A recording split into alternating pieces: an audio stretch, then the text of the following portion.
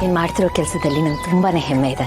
ನೀನು ನಡೀತಿರೋ ಈ ಹೊಸ ದಾರಿಯಲ್ಲಿ ಯಾವ ಅಡಚಣೆನೂ ಬರಬಾರ್ದು, ನೀನು ಎಲ್ರಿಗೂ ಟ್ರೀಟ್ಮೆಂಟ್ ಕೊಡೋದ್ರಲ್ಲಿ ತಡ ಆಗಬಾರ್ದು ಅಂತ ನಿಮಗೋಸ್ಕರ, ಹಳ್ಳಿಯವ್ರಿಗೋಸ್ಕರ ನನ್ನ ಮತ್ತು ಗೌತಮ್ ಪರವಾಗಿ ಒಂದು ಪುಟ್ಟ ಕಾಣಿಕೆ.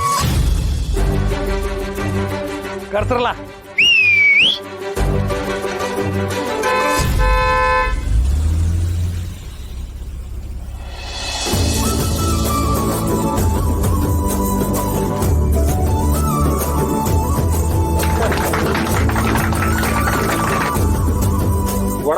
ಅನೌನ್ಸ್ಮೆಂಟ್. ಮಿಂಚಿ ಮರೆಯಾಗಿದ್ರು ಎಲ್ಲರ ಮನಸ್ಸಲ್ಲಿ ರಾಜನಾಗಿ ಮೆರೆತಿರೋ ರಾಜ್ಕುಮಾರ್ ಅಪ್ಪೋರ ಹೆಸರಿನಲ್ಲಿ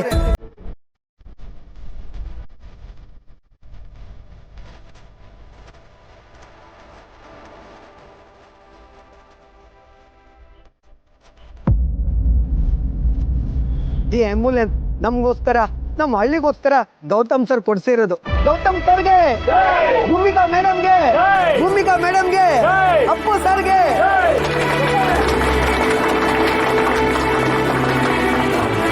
ಮೇಡಮರೇ, ಇವತ್ತು ಈ ಕಾರ್ಯಕ್ರಮ ಎಲ್ಲ ಹೆಂಗಾಯ್ತದೋ ಏನೋ ಅಂತ ನಂಗೆ ಭಯ ಆಗೋಯ್ತು.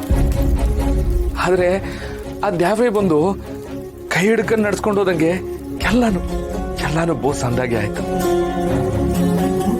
ಇನ್ನೂ ನಿಮ್ ಸಮಯ ನಾ ತಿನ್ನಕ್ಕಿಲ್ಲ, ನಂಗೆ ಗೊತ್ತೈತೆ. ಗೌತಮ್ ಸರು ನಿಮ್ಮನ್ನ ಕಾಯ್ತಾ ಇರ್ತಾರೆ ಅಂತ. ಆದ್ರೆ ಇವತ್ತು ಬಂದಿದ್ದು ನಮಗ್ ಅಂದ್ರೆ ಖುಷಿ ಆಗ್ಬಿಡ್ತು. ಪ್ಲೀಸ್ ಪಾರು, ಚಿನ್ನದಂಥ ಗಂಟ, ಬಂಗಾರದಂಥ ಮನೆ ಅಂಡ್ ಅತ್ತೆ ಮಾವ ದೇವ್ರ ಸ್ವರೂಪ, ಇದೆಲ್ಲ ನೋಡಿ ತುಂಬಾ ಖುಷಿ ಆಗ್ತಿದೆ.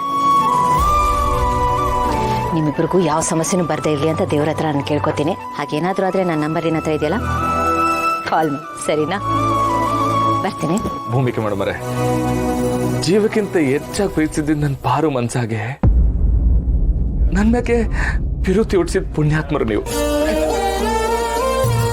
ಇವತ್ತು ಪಾರು ಕನ್ಸಿನ ದಿನ, ಕ್ಲಿನಿಕ್ ಓಪನ್ ಆಯ್ತದೆ.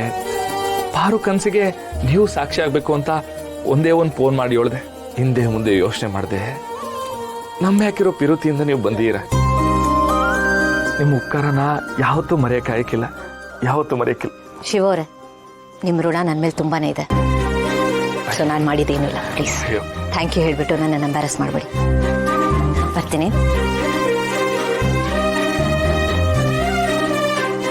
ಬರ್ತೀನಿ.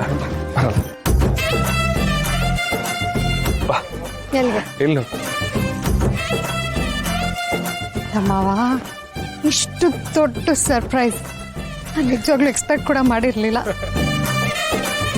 ಏನ್ ಶಿವಣ್ಣ, ನಿಮ್ ಸೀನ್ ನೋಡಿದ್ರೆ ಪೊಲೀಸರು ಹೇಳ್ಕೊಂಡೋಗೋರು, ನೀನ್ ನೋಡಿದ್ರೆ ಸಂಭ್ರಮ ಪಟ್ಕೊಂಡು ಕ್ಲಾಪ್ಸ್ ಆಗ್ತಾ ಇದೀಯಾ?